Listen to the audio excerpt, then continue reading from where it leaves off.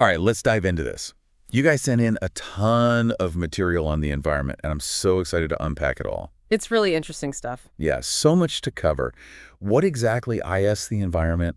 How's it changed over time? We'll even learn what a cut tree looks like, right? Oh, yeah, definitely. And for me, what's really fascinating is how much this deep dive is about people, like human Mm. history and our cultures, not just the sciencey stuff. Totally. Like one of the things you sent starts with this story about a student, Ravi, Oh, right. and he's like super bummed because they're tearing down his playground to build like a giant apartment complex. Oh, no. And he even asks his teacher, what even is the environment? Hmm. Which, I think we've all wondered that at some point For sure. It's a great question, actually, because we don't really think about the environment until something changes. until it affects us directly. Yeah, exactly. And it seems simple, but defining environment can be surprisingly tricky. So it's more than just saying it's like everything around us. Right. This material points out a really important difference. There's the natural stuff in the environment, like mountains and rivers and forests. Okay. And then there's the stuff we humans have made, like buildings and roads and, even our clothes. So it's both the things that were here before us and the things we've created. Exactly. And it's how those two interact that gets really interesting. I mean, we're always changing the environment to suit us, right? Whether we're building houses or transportation or growing food. Like we're constantly shaping the world around us to like fit our needs and wants. Exactly. But here's the crucial part. This material calls the environment our basic life support system. It provides the air we breathe, the water we drink, the food we eat, the land we live on. So it's not just about convenience or making things look nice. It's about us being able to exist at all. Whoa. So every breath we take, Yeah. every sip of water, every bite of food, No. we owe it all to the environment. Yeah, pretty much. And it goes even deeper than that. It's not just about surviving. It's about, well, thriving. Think about medicine or building materials or even just places to relax and have fun. Okay, yeah. It all comes from the natural world, ultimately. That's incredible. So when we talk about protecting the environment, we're really talking about protecting ourselves Mm-hmm. and our future. Exactly. Okay, so we've established that the environment's both natural and human-made, and it's like totally vital to us. Yeah. But to really get it, we need to like break it down. Right. And the stuff you provided actually goes into the four main parts or like domains of the environment. Yeah, and these cover pretty much everything on our planet. So first up is the lithosphere. Basically, it's the Earth's solid, rocky outer layer. Okay. Think mountains, valleys, soil, everything under our feet. It might seem still and unchanging, but it's actually super dynamic. Oh. Volcanoes and earthquakes are always shaping and reshaping it. So the lithosphere is kind of like Earth's foundation. It gives us the ground we walk on, the minerals we mine, the soil we grow food in. Exactly. And it also helps us understand how ecosystems are spread out and where we can find natural resources. Okay, makes sense. What about the next one? The next one is the hydrosphere.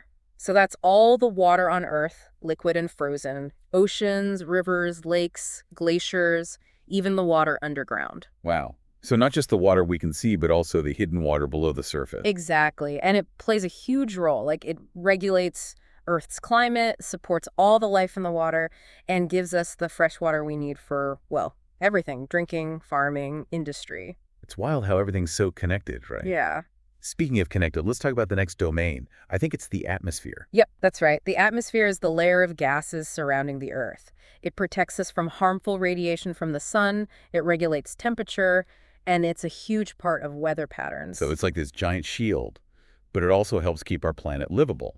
Exactly. It's made up of different gases, nitrogen, oxygen, carbon dioxide.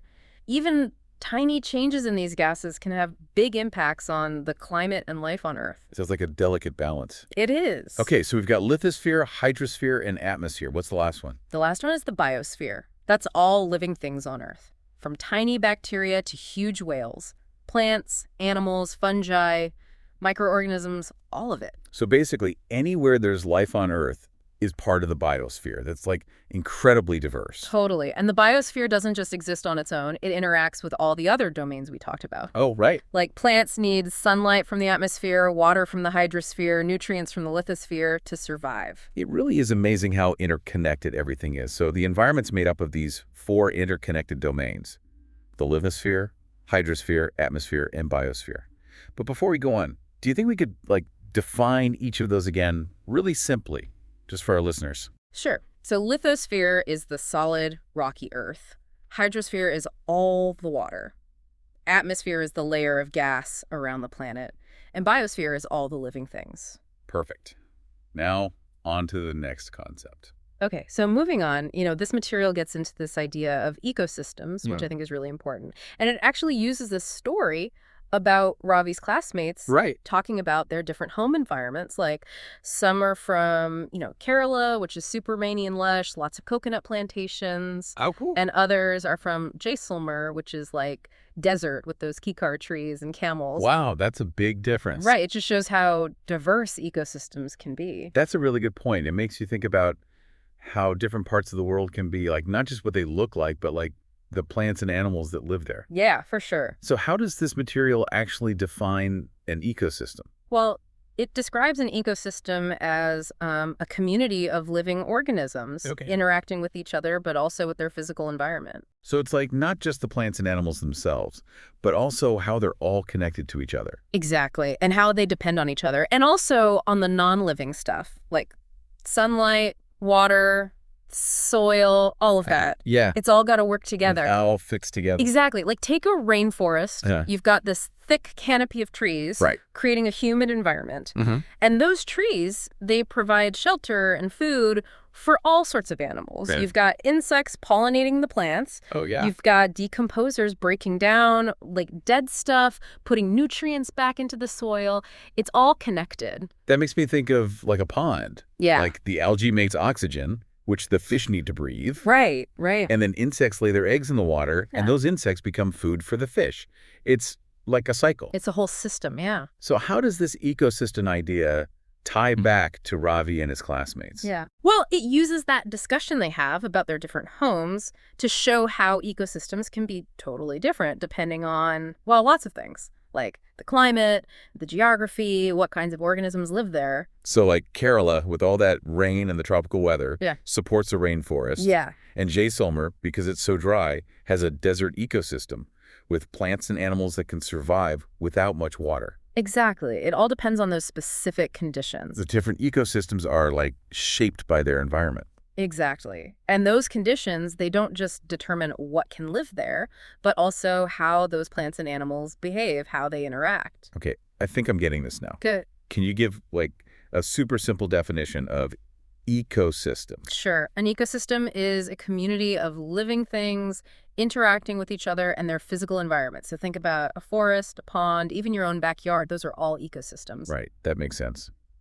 So now that we've talked about ecosystems, this material takes us on this like journey through time. Yeah. Looking at how humans have interacted with the environment throughout history. It's pretty fascinating stuff. Right. It starts with the early humans, living really close to nature, adapting to their surroundings.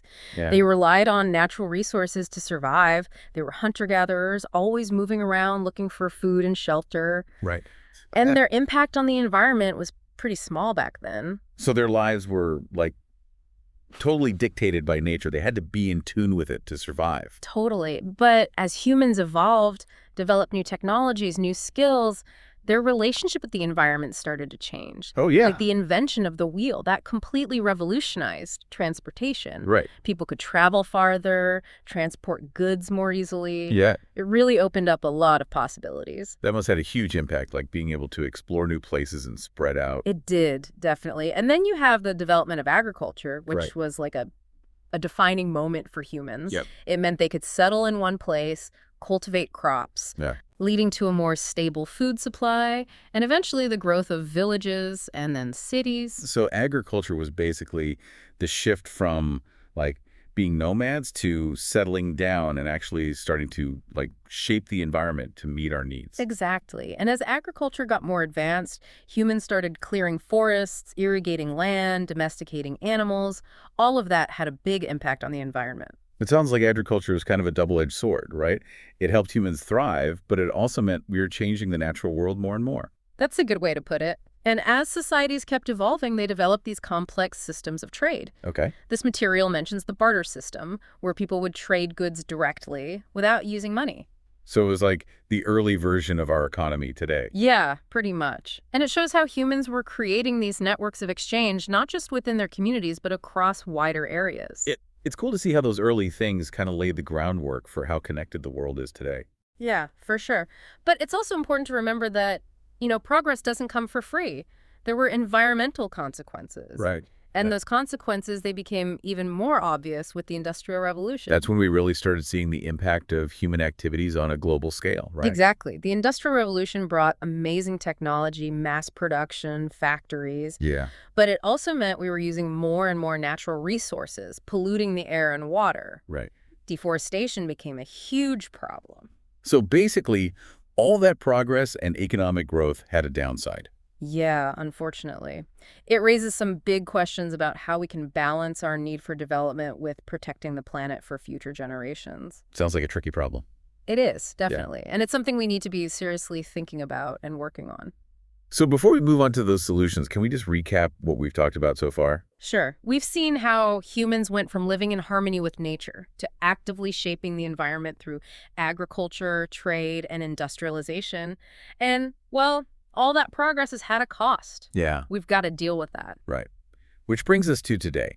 We're facing a lot of environmental challenges because of our past actions. Definitely. But this material also points out that humans are incredibly adaptable and innovative, right? Yeah. We're good at solving problems. We can find solutions to these challenges. That's where sustainability comes in. Okay, before we get into sustainability, let's define a few things. Can you give a quick definition of agriculture? Sure. Agriculture is the practice of growing crops and raising animals for food and other things we need. It's about managing the land and its resources to produce what we need to survive. Okay, good. And barter system. The barter system is when people trade goods or services directly without using money. Like, I'll give you this if you give me that. Right. Simple as that. Simple. Yeah. And finally, can you define industrial revolution in simple terms? Sure. It was a time of rapid technological change, especially in manufacturing, that started in the late 1700s and continued into the 1800s. Okay. It changed how things were made, how work was organized, basically the whole structure of society. Wow, that's big. Yeah. Okay, so now let's explore that concept of sustainability. Okay, so we've talked about all the parts of the environment. Yeah. We've looked at some really cool ecosystems. Right. And we even went on like a trip through history to see how humans and the planet have, interacted over time. Yeah. It's been quite the journey. It really has. And like we saw, that journey's had like incredible progress, but also some serious challenges. For sure. Which brings us to sustainability, which you mentioned earlier. Right. It's like a buzzword these days, but what does it actually mean when we're talking about the environment? Well, this material defines sustainability as like meeting the needs of the present generation Okay. without messing things up for future generations to meet their needs. So it's about like finding that balance between humans and the environment. Exactly. It's about recognizing that we're part of a bigger system Uh-huh. and that what we do today has consequences Makes sense. for tomorrow. That actually makes me think back to Ravi's playground. Oh, yeah. Like, if we're not careful, the things we enjoy now might not be there for our kids or grandkids. That's a really good point. It shows how important it is to think long term Yeah. and consider the impact of our choices, not just on ourselves, but on like the whole planet. So how can we like actually put sustainability into practice? What can we do to make sure the future's, healthy for everyone? Well, this material suggests a bunch of things. It starts with what we do individually, like reducing how much we consume, saving water and energy, disposing of waste properly. Yeah, those are all things we can do, like every day. Exactly. Little things add up. But then there are bigger changes that need to happen, like switching to renewable energy, making agriculture more sustainable, putting policies in place to protect natural resources. So it's kind of like we need both individual action and like collective effort. Yeah, exactly. It's got to be a combination. And remember, sustainability is not like a finish line you cross. It's an ongoing process. Right. We got to keep evaluating our choices and finding ways to live better with the environment. It's about being mindful, I guess. Making conscious decisions. Exactly. And I think that story about Ravi and his classmates, it's actually hopeful. They're learning about the environment, talking about these issues. Right. Maybe inspiring each other to be part of the solution. Yeah, it's a good reminder that education is so important. Like, the more we know, the more we can make a difference. Totally agree. Well, this deep dive has definitely given me a lot to think about. I've learned so much. about how interconnected everything is and, how important it is to find that sustainable path forward. Me too. It's been a fascinating journey, and hopefully our listeners are feeling that same sense of curiosity and inspiration. I think so. Yeah. So what's like one final thought you want to leave our listeners with? Hmm. Let's see. I guess I'd say remember that everything's connected. Like what we do, even the small things, can affect the environment. So let's make those actions count. Let's be good stewards of our planet and create a future where both humans and nature can thrive. That's beautiful. Thank you so much for joining me on this deep dive into the environment. My pleasure. And to all our listeners, thank you for tuning in. We hope you've enjoyed this journey, that you feel empowered to make a difference. Until next time, keep exploring, keep learning, and keep diving deep.